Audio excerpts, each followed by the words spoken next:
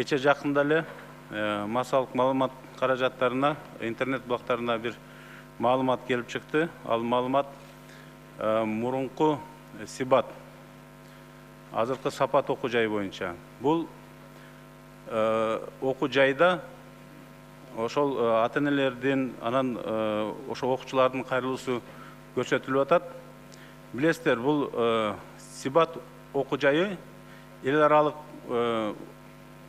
сепаратисттик уюм деп көптөгөн мамлекеттерде жабылган. Ал эми бизде болсо Сапат деген окуу жайга өзгөрүлгөн. Бирок ошого карабастан аерде бир топ бузуучулук фактылар жөнүндө көрсөтүлүп атат да. Уруксат берсеңиздер, мен кээ бир ошол кайрылууларга токтолуп кетсем, бул жерде орусча жазыптыр. Кажется, у них есть некий ритуал посещения лицеистов. Только первый год нас заставляли мыть туалеты своими руками, перчатки не разрешались, заставляли ходить 5 кругов в пижаме, гусиными шагами по всей территории. Один раз помню, до утра стоял на одной ноге, деп жазып атат.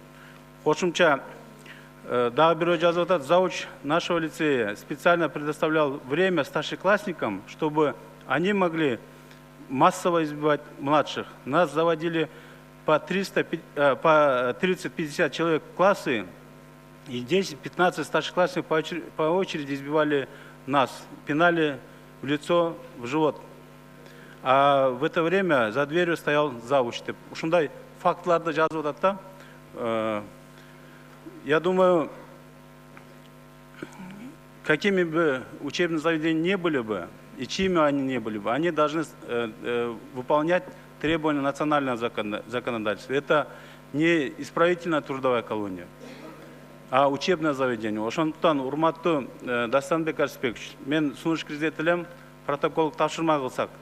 Ушул фактылар боюнча, ушул окуу жайга карата протокол тапшырма менен тиешелүү органдарга жана билим берүү министрлигине тапшырма берсек, карап чыгып, тиешелүү мыйзам чегинде чара көрсүн.